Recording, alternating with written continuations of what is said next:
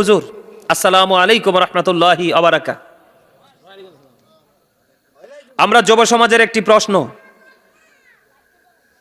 আমাদের যুব সমাজের অল্প বয়সে বিয়ে না দেওয়ার কারণে আমাদের যুব সমাজ জিনার সাথে লিপ্ত হয়ে যাচ্ছে। আমাদের মা বাবার উদ্দেশ্যে বিয়ের ব্যাপারে কিছু বলেন। আপনার কাছে আমাদের একটাই অনুরোধ, এই বিষয়টা আপনি তুলে ধরুন। আরে ভালো প্রশ্ন নিয়ে শুধু বালার উফরে বালা মারহাবা গন আলো জোরে। যুব সমাজ জেগে উঠলে সমাজও জেগে উঠবে। কথা বলেন না কেন? যুব সমাজের পরিবর্তন আসলে সমাজও পরিবর্তন হয়ে যাবে, বাধ্য হবে। ঠিক কিনা বলেন? হ্যাঁ, এদিক তাকান। সত্যি তো আমাদের সমাজে জিনা ব্যভিচার এগুলো হচ্ছে কিনা আমি কিয়ামতের আলামতের মধ্যে বলছি না? এটার কারণ হলো, এটার জন্য 100% দায়ী মা বাবা, 100% দায়ী মা বাবা। এই জিনা ব্যভিচার থেকে আপনার ফ্যামিলিকে, সমাজকে বাঁচাতে হলে আপনার বিয়ের কোনো বিকল্প নেই। কিসের? বিয়ের কোনো বিকল্প নেই। বিয়ে করলে কিন্তু পড়াশোনা থেমে যায় না, বরঞ্চ পড়াশোনার ভিতরে মনোযোগ বেশি বেড়ে যায়। আমাদের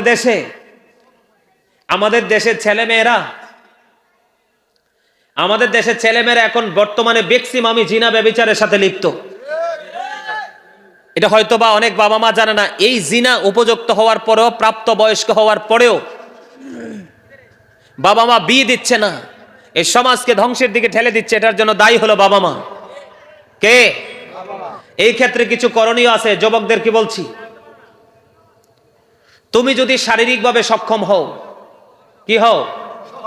তুমি যদি শুধু যে বাবা মার উপরে দোষ দিব এটাও না, তোমাদেরও কিছু করণীয় আছে।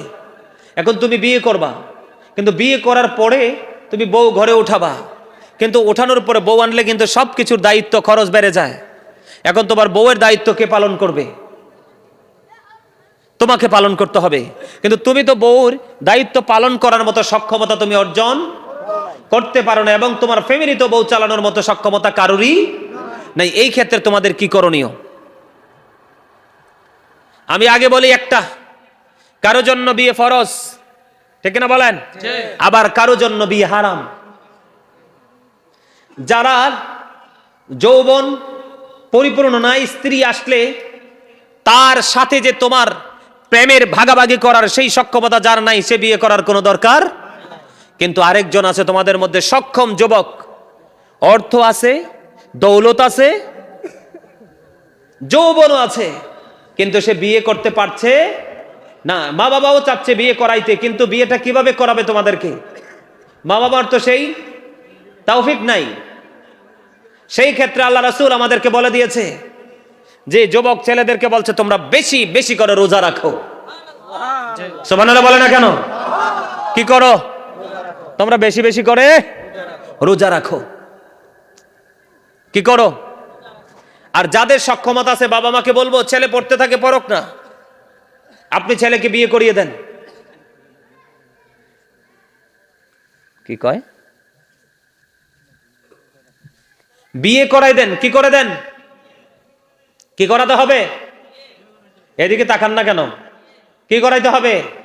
বিয়ে করাইতে হবে। আমার দিকে তাকান। বিয়ে করাইতে গেলে আপনার কাজ আছে কিছু। কাজটা হলো, মেয়েটা দেখতে গেলে আগে মেয়েটা আল্লাহওয়ালা কিনা দেখবেন, সুন্দরী কিনা দেখবেন, বংশ আছে কিনা দেখবেন, বাবার গৌরব আছে কিনা দেখবেন, সৌরভ আছে কিনা দেখবেন। আপনি কোনো কিছুই পাইলেন না, কি করলেন না? আমি বলি আপনাদেরকে, বাচ্চাদেরকে ধন্যবাদ দেই এত সুন্দর প্রশ্ন করার জন্য। আপনার সমাজ কেন কলুষিত হচ্ছে, আপনার সমাজ কেন ধ্বংসস্তূপে পরিণত হচ্ছে, এটার জন্য দায়ী কিন্তু মুরব্বীরা। কারা? কারণ আল্লাহ রসুল যেই কথা বলেছে সেই আইন মেনে কিন্তু এখন বাবা মা বিয়ে দেও না, করায়ও। ছেলে মেয়ে আপনার পছন্দ করার ক্ষেত্রে একজন যোগ্য আলেম সাথে রাখা দরকার। আল্লাহ রসুল বলে দিয়েছেন, বন্ধু, মেয়েটা সুন্দরী না, ধনী বাপের বেটিও না, কোনো কিছুই মেয়েটার নাই, একটা গুণ আছে, সেই মেয়েটা আল্লাহওয়ালা। রসুল বলে দিয়েছেন, মেয়েটা যদি কান কাটা বাদি দাসীও হয়, ওই মেয়েটা যদি কালো হয়, আল্লাহওয়ালা যদি হয়, এটাকে বউ করে ঘরে নিয়ে এসো।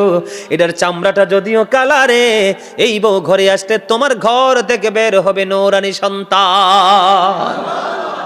উদাহরণ দিয়ে দেই, তেঁতুল গাছে কি ধরে? আম গাছে কি ধরে? জাম গাছে কি ধরে? কামরাঙ্গা গাছে কি ধরে? যেই গাছে এই ফল, তাইলে যেই মা বাপ সেই সন্তান। কথা কয় না কেন? সহজে হিসাবটা বুঝতে পারছেন নি? আমি আপনাদেরকে বলে দেই, মা জানতে পারে মেয়েটার কখন বিয়ের সময় হয়েছে, মেয়েটা যৌবনে পা দিয়েছে। বাবা বলতে পারে ছেলেটা কখন যৌবনে পা দিয়েছে। আপনি যদি মনে করেন ও বন্ধু ছেলেটা যৌবনে পরিপূর্ণ হয়ে গেছে, আপনি বিয়ে দিয়ে দিবেন। ও বন্ধু, বিয়ের পরেতে পড়াশোনা করবে, চাকরি করবে, কোনো সমস্যা নাই।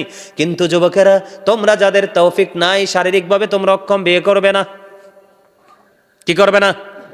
আর শারীরিকভাবে সক্ষম, কিন্তু তুমি অর্থনৈতিকভাবে কি করতে পারতেছ না, সাপোর্ট দিতে পারতেছ না, কুলাইতে পারতেছ না, কিন্তু বিয়েও করতে হবে, বিয়েও করতে পারতেছ না। এই মুহূর্তে তোমার করণীয় হলো তোমার রোজা রাখা। বেশি বেশি করে রোজা রাখো, তাহলেই তোমার সবকিছু কন্ট্রোলিং এ চলে আসবে। ঠিক কিনা বলেন? কারণ এখানে অনেকগুলো ক্ষেত্র থাকে, বিশেষ বিশেষ কিছু অপশন থাকে।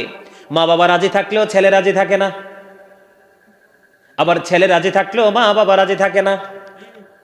ছেলে বিয়ে করতে চাইলেও মা বাবা বিয়ে দিতে পারে না। আর এখনকার ম্যাক্সিমাম বউ হলো বন্ধু দাজ্জালের বড়ডা। কথা কয় না কেন? ম্যাক্সিমামই অসভ্য। কারণ এই আপনার ঘরে আনছেন তো সুন্দরী, ছেলেও একটা দেখছেন সুন্দর, বিয়ে দিয়ে দিছেন দুইটারে, দিয়েও দিছেন, কড়াইয়া দিছেন, কিন্তু মানুষ বানাইতে পারেন নাই। তাহলে আপনার নেক্সট জেনারেশন আসবে, সেটাও নষ্ট হয়ে যাবে। আমি আপনাদেরকে বলে দিতে চাই, সমাজে জিনা ব্যভিচার থেকে ওই কিয়ামতের আলামতের মধ্যে অন্যতম হলো জিনা ব্যভিচার, সমকামিতা। সমকামিতা বুঝেননি? আপনারা বুঝেন না? এখনকার কিন্তু সমকামিতাও চলতেছে, শরীফ থেকে শরীফা। ঠিক না বলেন? আছে না নাই? এবার আমার দিকে তাকান, আমি কি বলতে চাই।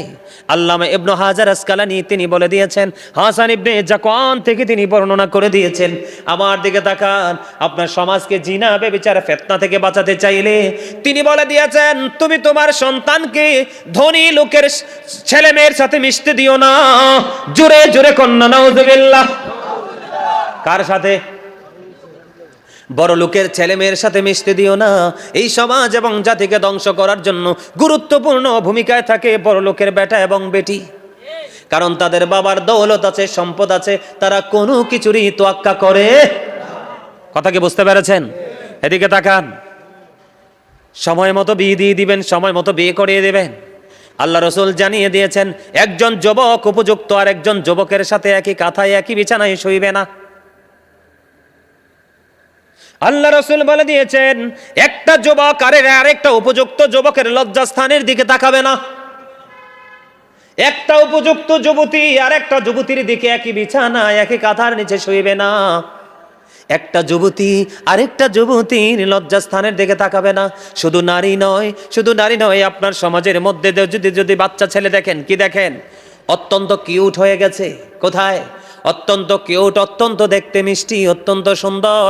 ওই বাচ্চাটাকে আপনি আপনার চোখে চোখে নজরে নজরে রাখতে হবে। উপযুক্ত প্রাপ্ত কোনো ছেলের সাথে নির্জন কোনো একা জায়গায় থাকতে দিবেন না। তাহলে আপনার সমাজ থেকে জিনা ব্যভিচার সমকামিতা কি হয়ে যাবে? দূর হয়ে যাবে। বুঝতে পারছেন নি? আরো জোরে বলেন, বুঝতে পারছেন নি? আমার কথা কি সোজা নি? কথা বুঝতে পারছেন? এই কাজটা করবেন তো? ছেলে মেয়ে যাদের উপযুক্ত আছে কি করে দিবেন? বিবাহ দিয়ে দিবেন। আর যারা ইচ্ছে আছে কিন্তু স্বাদ আছে, সাধ্য নাই, তারা বেশি বেশি করে রোজা রাখবেন। সোজা হিসাব। 5 ওয়াক্ত নামাজ পড়বেন, বেশি বেশি করে দুরূদ পড়বেন, বেশি বেশি করে জিকির করবেন। মিথ্যাবাদী মুনাফিকের ঠিকানা হলো জাহান্নামের একেবারে লয়েস্ট প্লেস, সর্বনিম্ন জায়গা। এবার আসেন বন্ধু, নবীজি জাহান্নামের দিকে নজর দিয়ে চায়া দেখলেন, এক একটা মানুষের পেট এক একটা ঘরের মতো বড় বড়। জিব্রাইলকে প্রশ্ন করলেন, ভাই জিব্রাইল, বলে দাও না, এই যে বড় বড় ঘরের মতো পেটওয়ালা মানুষগুলো কে রে? বড় বড় পেটওয়ালা মানুষগুলো কে? এবার জিব্রাইল বললেন, ইয়া রাসূলুল্লাহ, ইয়া হাবিবাল্লাহ, নবী গো, এটা আপনার একদল হতভাগা উম্মত দুনিয়ার লোভে পড়ে সুদ খেয়েছিল। আমার রাসূল বলে, জিব্রাইল, আমি চাইয়া দেখলাম রে, তার পেটের মধ্যে সাপ আর বিচ্ছু দেখা যায়, কন্টিনিউয়াস বল দিচ্ছে বন্ধু, লায়ামত, মরার সুযোগ। ওয়াজ কি ভুলে গেছেন? মরার সুযোগ। তাহলে আপনাদের মধ্যে আছে না নাই? এখন এমন সুদ খাইয়া ঘুষ খাইয়া পরের হক নষ্ট কইরা যারা বন্ধু অর্থের উপার্জন করবে তার পাহাড় গড়বে, এই সমাজে কখনোই শান্তি আসতে পারে না। কথা বলেন না কেন? কারণ রাসূল বলে দিয়েছেন, লা তুকবালু সালাতু বিগাইরি তুহুর ওয়ালা সাদাকাতুম মিন গুলুল, পবিত্রতা ছাড়া ইবাদত কবুল হয় না, হালাল টাকা না হইলে দান সাদকাও কবুল হয় না। জোরে জোরে নাউজুবিল্লাহ। এই টাকা আমার দরকার আসেনি, এই টাকা আমাদের দরকার নাই রে। এই টাকা আমরা কখনো গ্রহণ করব না। হালাল যদি অল্প হয় এটার মধ্যে প্রেম আছে, ঘ্রাণ আছে, আর হারাম যদি অনেক হয় দুর্গন্ধ ছাড়া কিছুই নাই। আমাদের দেশের মধ্যে অনেক মানুষ জায়গা দখল করে, করে কি করে না? বন্ধু, কিয়ামতের আলামত, অর্থ বাড়বে অবৈধ পথে। এই জন্যই তো গজব শুরু হয়ে গেছে। যেই ব্যক্তি জোর করে কারো কাছ থেকে 1 বিঘা পরিমাণ জায়গা দখল করে নিবে, আমার রাসূল জানিয়ে দিয়েছেন তার গলায় কাল হাসরের ময়দানে তার গলার মধ্যে 7টা পৃথিবী মালা বানাইয়া ঝুলাইয়া দেওয়া হবে। বহন করে করে চলতে হবে, বাঁচতে পারবে না, মরতে পারবে না, পালাইতেও পারবে না। জোরে জোরে কন্যা নাউজুবিল্লাহ, আরো জোরে বলেন না নাউজুবিল্লাহ। বন্ধুরে আমার, ও বন্ধু, পূর্বাঞ্চল ধসে যাবে, পশ্চিমাঞ্চল ধসে যাবে। ও বন্ধু, কিয়ামতের আলামত শুরু হয়ে গেছে রে বন্ধু। পৃথিবীর বুকে বন্ধু দাজ্জালের আবির্ভাব হবে।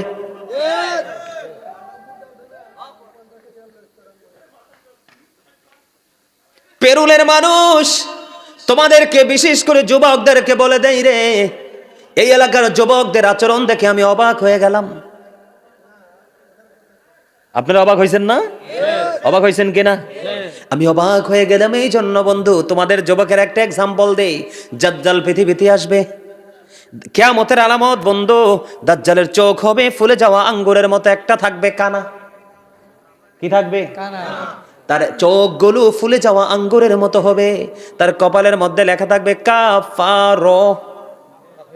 কি? কাফের লেখা থাকবে। মুমিন ইমানদার যুবকেরা তাকে দেখে চিনে ফেলবে।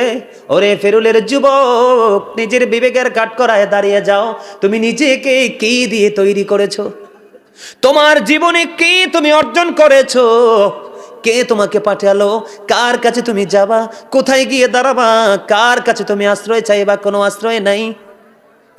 আমি আপনাদেরকে বলে দেই বন্ধু, কিয়ামতের আলামতের কথা। দাজ্জাল পৃথিবীতে আসবে, আসার পর একজন যুবক বলবে, তুমি তো দাজ্জাল। কি? দাজ্জালকে চিনে ফেলবে। খেয়াল করো যুবক, ওই যুবকটা কত বড় শক্ত ইমানদার হবে, কত বড় আল্লাহ রাসূলের পাগল হবে রে। হাদিস শরীফের মধ্যে এসেছে বন্ধু, যুবক ছেলেটা যখন দাজ্জালকে চিনে ফেলবে, এদিকে তাকান, কিছু মনে করবেন না, আমার দিকে তাকান। এটা কি? কাগজ। এক্সাম্পল দেখাচ্ছি আপনাদেরকে, আমার দিকে তাকান। এই যে মাঝখানটা ধরলাম, কি হয়ে গেল? কি হয়ে গেল? 2টা টুকরা হয়ে গেছে। ও বন্ধু, দাজ্জালকে চিনে ফেলার পরে একজন যুবক বলবে, তুমি দাজ্জাল। দাজ্জাল বলতে দেরি রে। ও বন্ধু, দাজ্জাল কে করবে? ওই ছেলেটাকে মাথা থেকে পা পর্যন্ত মাঝখান দিয়ে ছিঁড়ে আলাদা করে ফেলবে। নাউজুবিল্লাহ বলেন না। এই মাথা থেকে পা পর্যন্ত বন্ধু আলাদা করে ফেলবে, 2 টুকরো করে ফেলবে। 2 টুকরো করে ফেলার পরে বন্ধু আবার এই ছেলেটাকে জোড়া লাগিয়ে দিবে। কি করে দিবে? আবার ওই ছেলেটাকে বন্ধু জোড়া লাগিয়ে দেবে। জোড়া লাগিয়ে দেওয়ার পরে এবার ওই দাজ্জাল বলবে, তুমি কি এখনো বলবে আমি দাজ্জাল?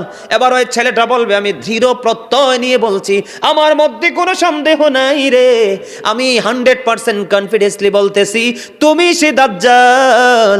দাজ্জালের কথা আমার আল্লাহ এবং রাসূল আমাদেরকে জানিয়ে গেছে। রাসূল আমাদের দাজ্জালের সিম্পটমটা দেখিয়ে দিয়েছে। এর ফেরুলের যুবক, ওই যুবককে টুকরা করা হলো। এরপরে বলতেছে, দাজ্জাল, আমি সত্যি তোমাকে চিনে ফেলেছি, তুমি তো দাজ্জাল। তার দেহ থেকে তাকে 2 টুকরো করে ফেলবে। 2 টুকরো করে ফেলার পরে আবার তাকে জোড়া লাগিয়ে দিবে। এরপরে ও ছেলেটা বলবে, তুমি দাজ্জাল। এরপরে আবার দাজ্জাল ওই যুবক ছেলেটাকে হত্যা করার চেষ্টা করবে, কিন্তু 1000 চেষ্টা করলেও আর তাকে হত্যা করতে পারবে না। দেখো সেই যুবক কেমন হবে, কেমন ইমানদার হবে ওই যুবক। আমি তোমাদেরকে বলে দেই, ফিতনার জামানা চলে এসেছে। ঠিক না ভাই? ঠিক। কিসের জামানা চলে আসছে? ফিতনার জামানা বন্ধু চলে এসেছে। তোমার অনুপস্থিতি তোমার ঘরে কি হয়েছে তোমার উরুর গুস্ত তোমাকে বলে দিবে। তোমার ইউজ করা চাবুক তোমার সাথে কথা বলবে, গাছ তোমার সাথে কথা বলবে। কিয়ামত খুব নিকটবর্তী হয়ে গেছে বন্ধু। দাজ্জাল যখন আসবে আমার দিকে তাকান, দাজ্জাল দেখাবে এটা জান্নাত, কিন্তু সত্যিকার এটা জাহান্নাম। দাজ্জাল দেখাবে এটা জাহান্নাম, আদতে এটা হলো জান্নাত। দাজ্জাল দেখাবে ওই যে দেখো পানি রে, ও বন্ধু এটা হবে মূলত আগুন। আর দেখাবে ওই যে এটা আগুন, এটাই হবে মূলত পানি। জোরে জোরে কন্যা নাউজুবিল্লাহ। আমার আলোচনাটা দাজ্জাল নিয়ে নয়, আজকে আপনাদের এই পরিস্থিতি দেখে আমি বলে দিচ্ছি বন্ধু, এই কথাগুলো বলা আমার দরকার। আপনার দরকার মনে করেন কিনা? বন্ধুরে আমার, আমাদের সমাজের মধ্যে একজন মানুষ জোর করে আরেকজনকে গালি দেয় কিনা? আসলে আপনি গালির কাজ করেন নাই, কিন্তু গালি দিয়ে দিয়েছে। আছে না নাই? আপনি মাইরের কাজ করেন নাই, কিন্তু আপনার গালে থাপ্পড় বসিয়ে দিয়েছে। আছে না নাই? সমাজে আছে না? আল্লাহর হাবিব সরকারে মদিনা তিনি বন্ধু বলে দিয়েছেন। সাহাবায়ে কেরামকে প্রশ্ন করলেন, কে রে ফকির, কে রে মিসকিন? আবার সাহাবায়ে কেরাম উত্তর দিয়ে দিলেন, ইয়া রাসূলুল্লাহ, ইয়া হাবিবাল্লাহ, নবী গো, যাদের টাকা পয়সা ধন দৌলত নাই এরাই তো গরিব ফকির। আবার রাসূল একটা ডাক দিয়ে বললেন, না না না রে, যা টাকা পয়সা নাই ধন দৌলত নাই সে মূলত গরিব না, আসল গরিব তোমরা কে রে আমার থেকে জেনে নাও। আমার রাসূল জানিয়ে দিয়েছেন বন্ধু, আসল গরিবের দেখা মিলবে ওই হাসরে। কোথায়? আরো জোরে বলেন, কোথায় দেখা মিলবে? ওই হাসরে দেখবেন আসল গরিব। দুনিয়ায় কিন্তু আসল গরিব আমরা পাই না। ওই যিনি গরিব হবে, মিসকিন হবে, যার কিছুই থাকবে না, তিনি অনেক বড় হাজী সাহেব ছিলেন, অনেক বেশি নামাজি ছিলেন, অনেক বেশি দানবীর ছিলেন, বড় বড় পাঞ্জাবি জুব্বা পরতেন, কিন্তু বন্ধু উনি কেন ফকির হয়ে যাবে? দুনিয়াতে জোর দেখাইছে, মানুষের জায়গা দখল করছে, মানুষকে গালি দিছে, মানুষকে ইচ্ছে করে মেরে দিয়েছে। এমনি করে করে বন্ধু যত অন্যায় করেছে মানুষগুলো রে, ওই মানুষটার সবগুলোর হিসাব চাইবে। আল্লাহু আকবার বলেন না? সবগুলোর হিসাব যখন চাইবে, একজনকে যে জোর করে থাপ্পড় দিয়ে দিয়েছেন এর বিনিময়ে দিতে হবে নেক। কি নেক আমল দিতে হবে? আরেকজনকে বকা দিয়ে দিয়েছেন, এটার বিনিময়ে নেক আমল দিতে হবে। এমনি করে করে করে করে যত অপকর্ম করেছেন সবগুলো অপকর্মের রেজাল্ট আপনার আসবে নেক আমল দিয়ে। আপনি নেক আমল পাবেন কোথায়? নেক আমল তো আর নাই, আপনি খালি হয়ে গেছেন, কিন্তু এখনো মায়ের দিছেন যে এই লোক এখনো বাকি আছে। আরেকজন আইসা বলবে, আল্লাহ গো আমি তো আমারটা পাওনারে আছি। এবার আল্লাহ রাব্বুল আলামিন দেখবে তার আমল নামায় কোনো নেক আমল নাই। যেই পরিমাণ পাপ আপনি ওই ব্যক্তি থেকে আনলে আপনার ঋণ পরিশোধ হবে রে, সেই পরিমাণ পাপ আপনি তার কাছ থেকে আনতে হবে। জোরে জোরে কন্যা নাউজুবিল্লাহ। আমাদের মধ্যে এই লোক আছে না নাই? আরো জোরে বলেন না। নারী পুরুষ সুদ খায়নি? আরো জোরে বলেন, আরো জোরে। সুদ খায় না? খায় তো। এখন নারী এবং পুরুষ দুইজনই সুদ খাওয়া ছেড়ে দিতে হবে, কারণ অনেক বেশি সম্পত্তি বেড়ে যাওয়া কিয়ামতের, আরো জোরে বলেন না, কিয়ামতের আলামত কিনা। এর মধ্যে বন্ধুরে আমার আরেকটা খবর শুনে রাখেন, রাসূল বলেছেন গান বাদ্যযন্ত্র বেড়ে যাবে। বাড়ছে কিনা বলেন, আরো জোরে। বন্ধু গান বাদ্যযন্ত্র বেড়ে যাবে রে। আল্লাহ রাসূল বলে দিয়েছেন, the music and musical instrument will be increased. গান বাদ্যযন্ত্র বেড়ে যাবে। বিয়ে বাড়িতে গান বাজে, সুন্নতে খাতনা করাইলে গান বাজে। কথা বলেন না কেন? বাজে কি বাজে না? আপনাদের এলাকায় বাজেনি? আমি আপনাদেরকে বলে দেই, এখানকার ইমাম সাহেব যে কে আছেন আমি জানি না বন্ধু। কে উনি? মা এখানের ইমাম সাহেব দেখিয়ে দো, আমার লোকে কথা কয় না। কথা কন না কেন? কই এলাকা আমার কথাই চলে, ঠিক না বলেন? আমার কাছে যে হ্যাঁ আমার লোকে আগে কথা কইতে হইব। কথা কন না কেন? বিষয়টা এরম নি না, এরম না। এই লোকটায় শুরুর থেকে বসছে কিন্তু হাসে না। এই দুইটা লাইন বলাতে কিন্তু একটা হাসি দিছে। আমার কাছে বসলে একটা লোক হাসি ছাড়া যাই যেতেন না। হাসবেন না কিনলে, হাসি দিলে কি টাকা লাগে নাকি? হ্যাঁ, মারহাবা কন, আরে জোরে মহাব্বতে। গান বাদ্যযন্ত্র বাড়ছে কিনা? ও বন্ধু, যেমন কর্ম তেমন ফল। আমি একটা প্রবাদ লিখেছি, বলবো নি? আমার লেখা একটা প্রবাদ, আমি লিখেছি বন্ধু কি লাভ হবে আমি অন্যজনকে দোষে, সব পেয়েছি আমি আমার আপন কর্ম দোষে। ঠিক কিনা বলেন, আরো জোরে বলেন। তোরা চাসনি কেছো কারো কাছে খোদার মদদ ছাড়া, অন্যের ওপর ভরসা ছেড়ে নিজের পায়ে দাঁড়া। মারহাবা বলেন না। আমরা অন্যের উপর ডিপেন্ডেন্ট হব না। ইমাম সাহেবকে বলে দেই, যদি পারেন মানবেন, না ওই চাকরি ছেড়ে চলে যাবেন, রিজিকের ব্যবস্থা করবে আল্লাহ। যেহেতু আমাকে যেমন কর্ম তেমন ফল দিয়েছেন, বিষয়টা এমন না, যেমন কর্ম তেমন ফল আমাকে যেহেতু বিষয় দিয়েছেন, আমি আপনাদেরকে আলোচনা করবো আজকে নেগেটিভ সাইড নিয়ে, পজিটিভ না। বলো হুজুর কেন গো, আপনাদের ফেরুলে আইসা আমি পজিটিভ মানুষ পাইছি খুবই কম, এর মধ্যে সবচেয়ে বেশি নেগেটিভ হলো আপনাদের এলাকার বাচ্চা ছেলেরা। কারণ আপনারা ব্যর্থ, চরমভাবে বিপর্যয়ের মধ্যে পড়ে গেলেন, কারণ আপনারা আপনাদের বাচ্চাদেরকে ট্রেনিং দিতে পারেন নাই। ঠিক কিনা বলেন? রাগ হইলে তো কিচ্ছু হইতো না। আমি কি আপনাদের শত্রু? জীবনে কোনোদিন এনে দা আসি নাই, আমার শত্রু হইব কতুন। আজকে ওয়াজ করে আবার চলে যাবে, এই জীবনে হয়তো বা দেখা হবে না। বন্ধু আমি কিছুক্ষণের মধ্যে আলোচনা শেষ করে দিচ্ছি রে, হৃদয় খুলে শোনেন। এই যে গানটা আপনি শুনলেন, আল্লাহ রাসূল বলে দিয়েছেন, আমার দিকে তাকান, আল্লাহ রাসূল বলে দিয়েছেন এদিক তাকান। মাঠে পানি দিলে যেমনি ফসল জন্ম হয়, নোংরা শব্দ দ্বারা গান লেখে ব্রেন পার্টি মিউজিক অ্যাড করে যারা ওই গান গাইছে, ওই গান থেকে বন্ধু মানুষের হৃদয়ে নোংরামি তৈরি হয়। কথা বলেন না কেন? আপনার হাসরের ময়দানে কানের জবাব হবে, কান রে তুমি কিভাবে ব্যবহার করেছো? কান সারা জীবন গান শুনেছে, বিপদে পড়ে যাবে। নাক রে তুমি কিসের সুঘ্রাণ নিয়েছো, হালাল না হারাম?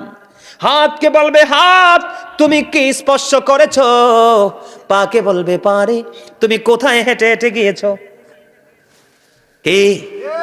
আমি আজকে আপনাদেরকে বলে দেই, আল্লাহি আল্লাহর কসম করে বলছি, আজকে বলে দেই, আপনাদের কাল কিয়ামতের দিন যদি আপনাদের ফেরুলের মানুষকে যদি আমার আল্লাহ প্রশ্ন করে, আপনারা 1 সেকেন্ডে ধরা পড়ে যাবেন। কারণ আপনি এত সুন্দর বাগান হওয়ার পরেও, এত অর্থ খরচ করার পরেও, এত সুন্দর জান্নাতের বাগান করার পর আপনার হৃদয় কাঁদেনি।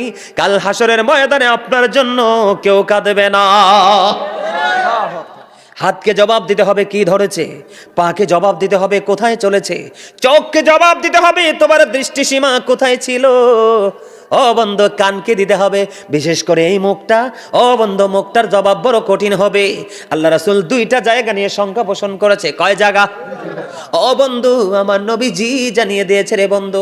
ফেরুলের মানুষকে বলে দিতে চাই, আমি তোমাদেরকে বাঁচাইতে আসছি বন্ধু। আল্লাহ রাসূল বলেছেন, যেই ব্যক্তি 2টা জায়গার দায়িত্ব নিতে পারবে রে, আমি নবী তার জান্নাতে দায়িত্ব নিয়ে নিব। জোরে জোরে বলেন না সুবহানাল্লাহ। আপনারা প্রশ্ন করেন, হুজুর হুজুর গো এই 2টা জায়গা কি গো? আমার রাসূল বলে দিয়েছেন এই 2টা জায়গা হলো এই মুখ এবং লজ্জাস্থান। রাসূল বলেছেন 2 ঠোঁটের মধ্যখান এবং 2 রানের মধ্যখান, তার মানে মুখ এবং লজ্জাস্থান। আমার রাসূল বলেছেন এই 2 জায়গার দায়িত্ব যে নিতে পারবে রে, আমি নবী তার জান্নাতের জামিনদার হয়ে গেলাম। আল্লাহ